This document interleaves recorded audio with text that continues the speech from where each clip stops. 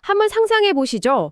살을 빼기 위해서 매주 차가운 주사 바늘을 자신의 배나 허벅지에 직접 찔러 넣어야만 한다면 어떨까요? 지금 이 순간에도 전 세계 수백만 명의 사람들이 이 불편함을 감수하고 있습니다.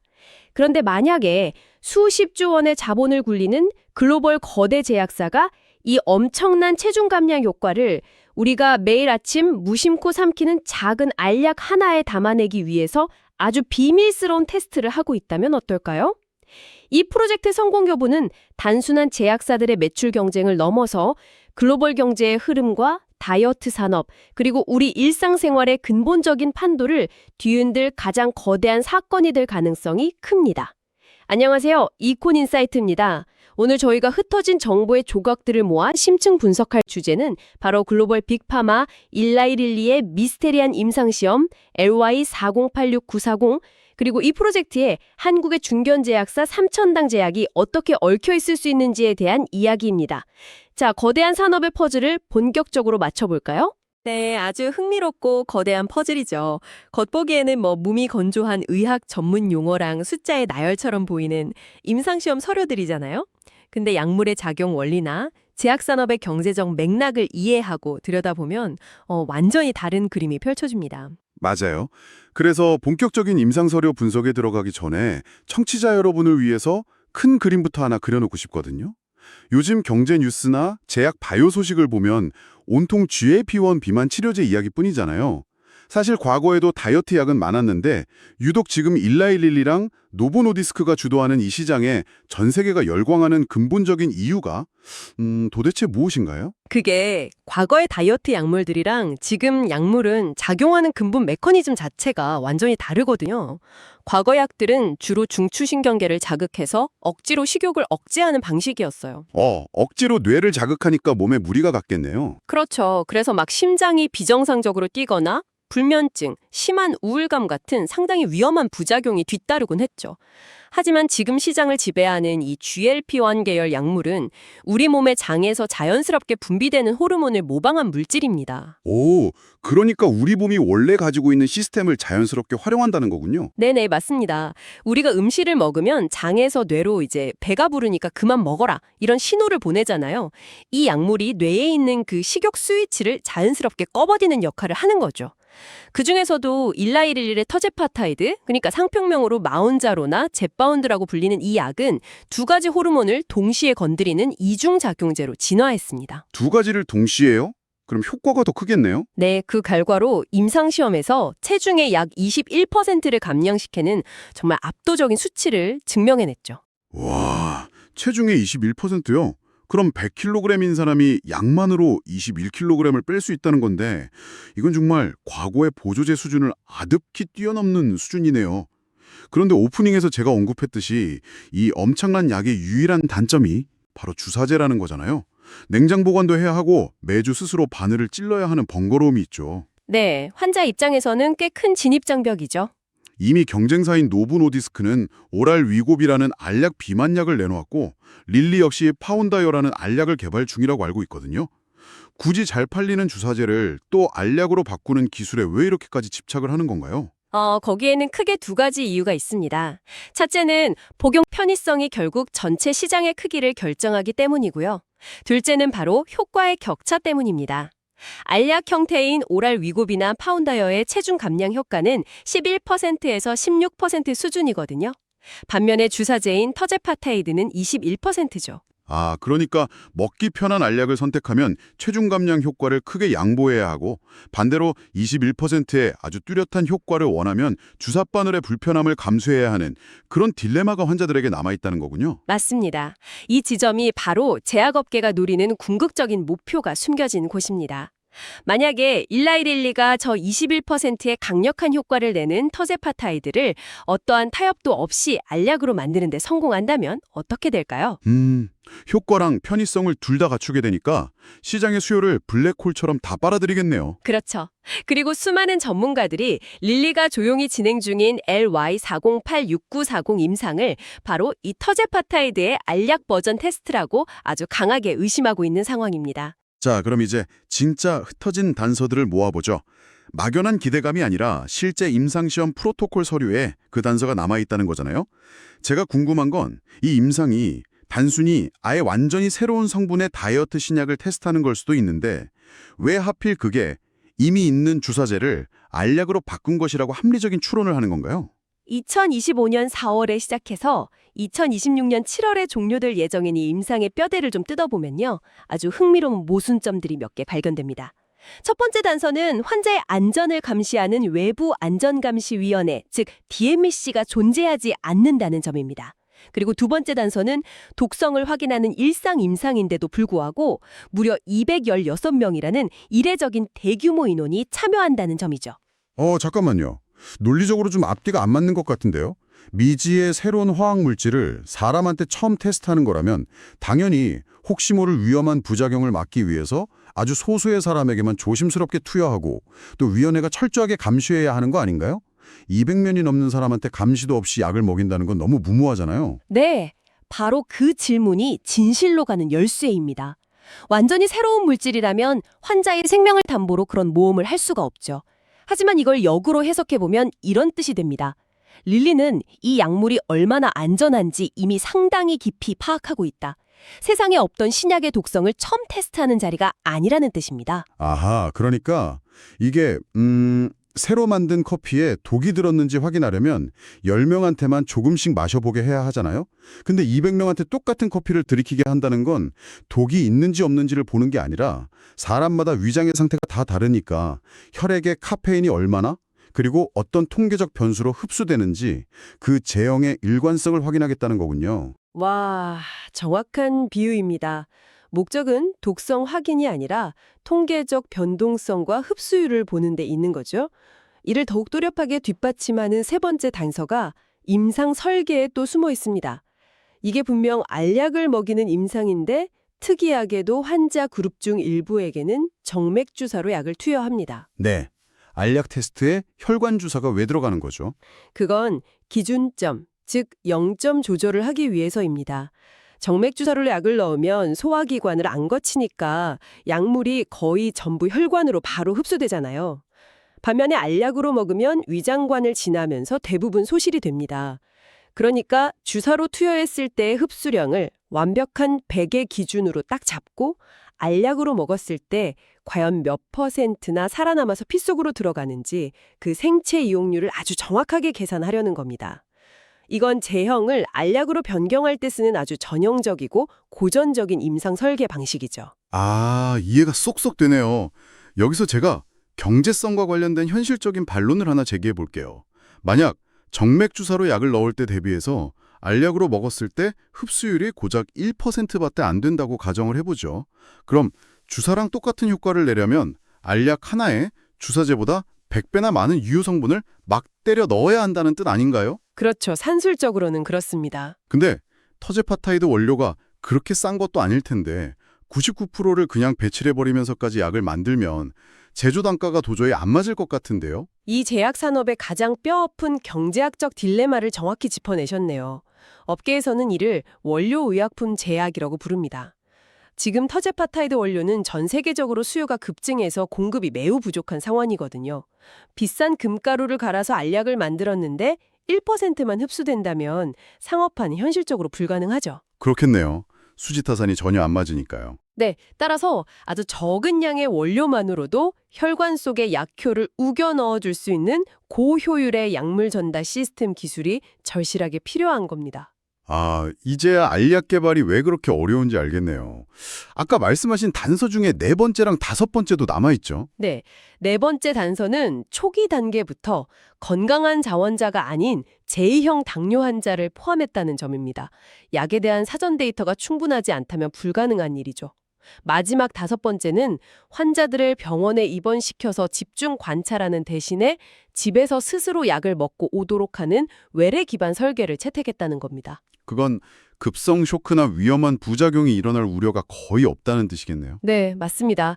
이 모든 단서를 종합해보면 릴리가 이미 수십만 명의 데이터를 가진 터제파타이드를 알약으로 만들어서 그 흡수율을 고도화하는 테스트를 하고 있다는 결론에 아주 자연스럽게 도달하게 되는 거죠.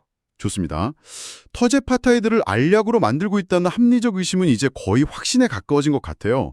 하지만 앞서 말씀하신 그 약물 전달 시스템, 즉 어떻게 하면 약을 효율적으로 흡수시킬 것인가 그 기술을 찾는 게 관건이잖아요.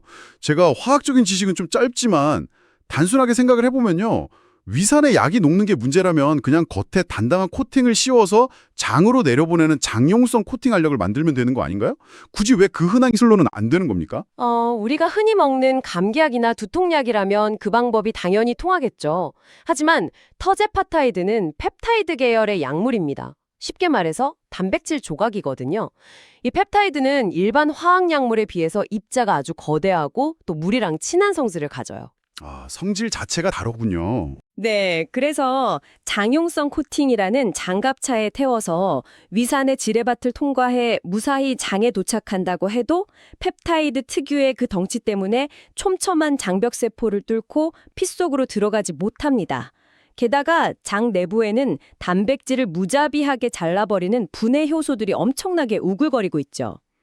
와, 펩타이드 입장에서는 위랑 장이 그야말로 피할 곳 없는 완전 소각장이나 다름없군요. 우리 몸의 강력한 소화 시스템 자체가 펩타이드 약효를 다 부숴버리는 거네요. 그렇다면 앞서 잠깐 언급했던 경쟁사 노보노디스크는 도대체 어떻게 알약, 위고비를 만든 건가요? 거기는 이 소각장을 어떻게 뚫었습니까? 노보노디스크는 스넥이라는 아주 특수한 흡수 촉진 물질을 독점적으로 사용하고 있습니다. 이 스넥의 원리가 꽤 재미있는데요. 알약이 위장에 딱 떨어지면 스넥이 알약 주변의 산성도를 국소적으로 확 높여버립니다. 위산을 일시적으로 중화시켜버린다는 거군요. 맞습니다.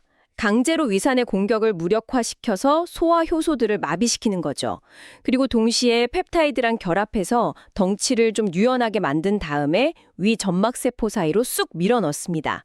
비유하자면 쏟아지는 화살빛 속에서 VIP에게 방탄조끼를 입히고 주변 병사들의 눈을 가린 채로 비밀 통로로 재빨리 빼돌리는 그런 듬직한 경호원 역할을 하는 겁니다. 오, 알약 하나에 화학적 방어막이랑 내비게이션 역할이 다 들어있네요.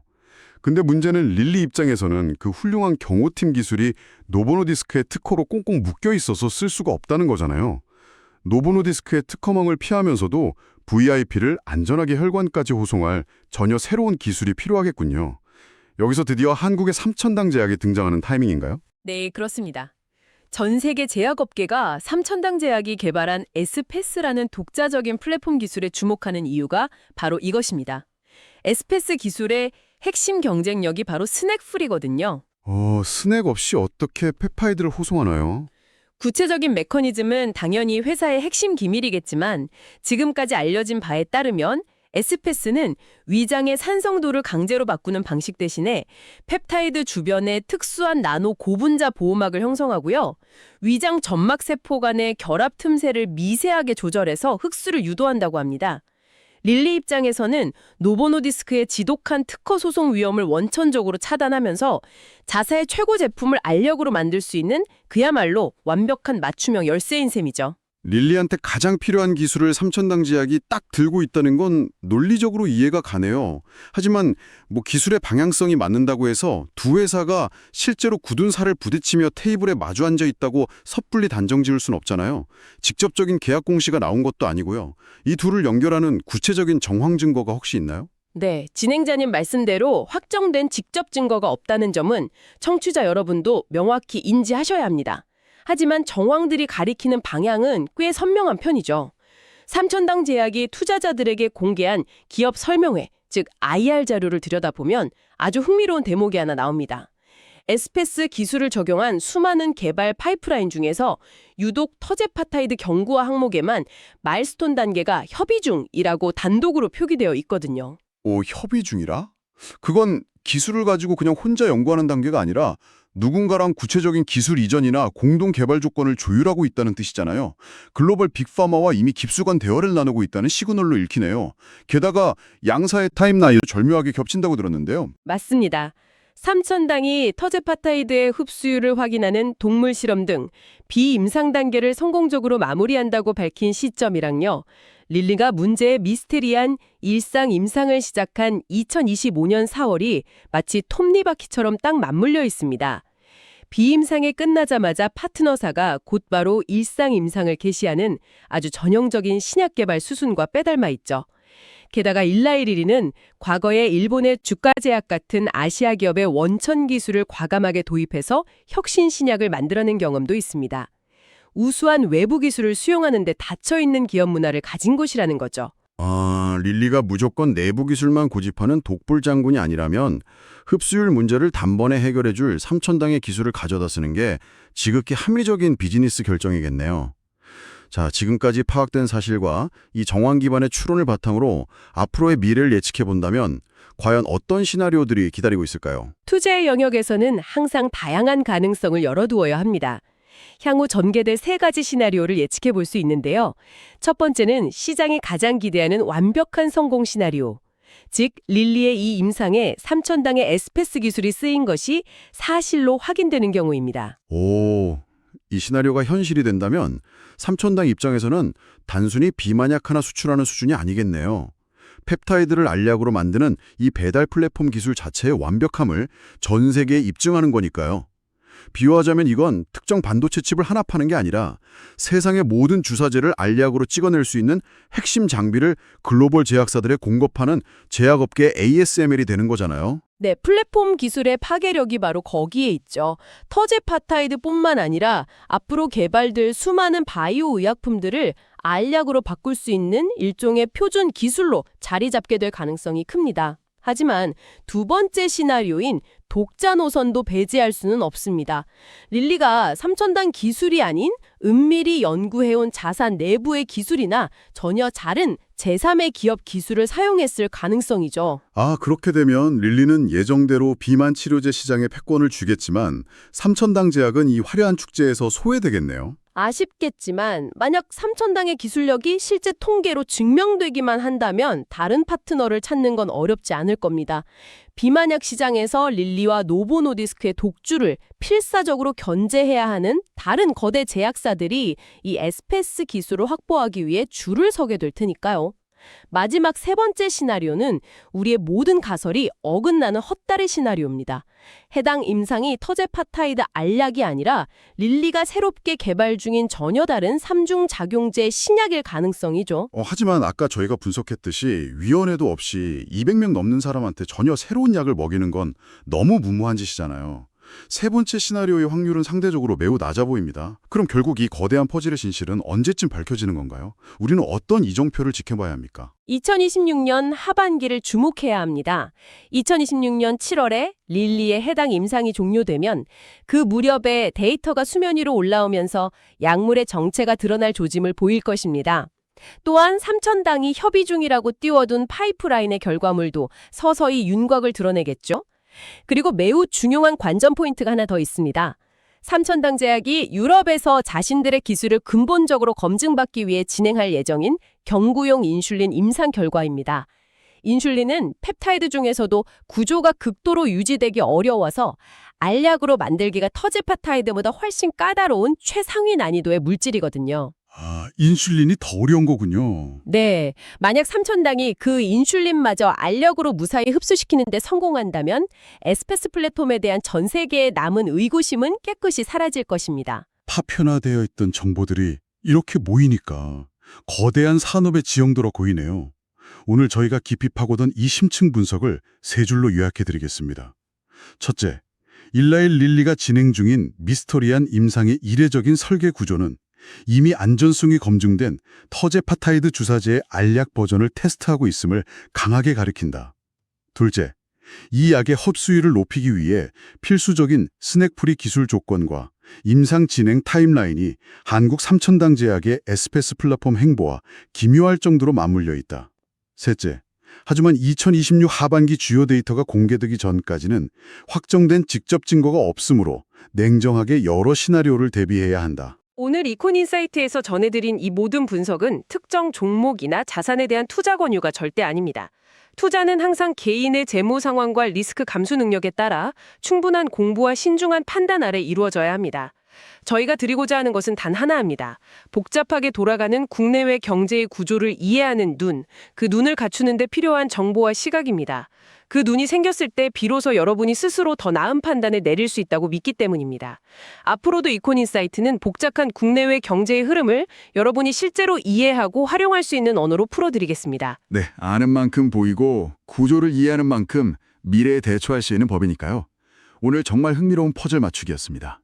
그런데 청취자 여러분, 저는 오늘 분석을 마치면서 기술과 주가를 넘어선 이런 상상을 해보게 됩니다. 만약에 우리의 긍정적인 시나리오처럼 이 퍼즐이 완벽하게 맞춰져서 21%의 체중 감량이 그저 매일 아침 비타민 알약 하나 물과 함께 꿀꺽 삼키는 것만큼 쉬워진다면 세상은 어떻게 변할까요? 이것은 단순히 어느 제약사의 매출 규모가 바뀌는 문제를 넘어섭니다. 피땀 흘려 살을 빼야 했던 피트니스 산업, 닭가슴살과 샐러드로 대변되는 다이어트 식품 시장, 나아가 전 인류의 식문화와 라이프 스타일 자체가 근본적으로 재편될 조짐을 보일 수 있습니다. 인간이 식욕과 체중을 간편하게 통제할 수 있는 시대, 이 거대한 변화의 파도를 여러분은 어떻게 준비하시겠습니까? 오늘 영상이 도움이 되셨다면 구독과 좋아요, 댓글, 그리고 알림 설정까지 눌러주세요. 다음 영상도 놓치지 않으실 수 있습니다. 오늘도 끝까지 시청해주셔서 감사합니다.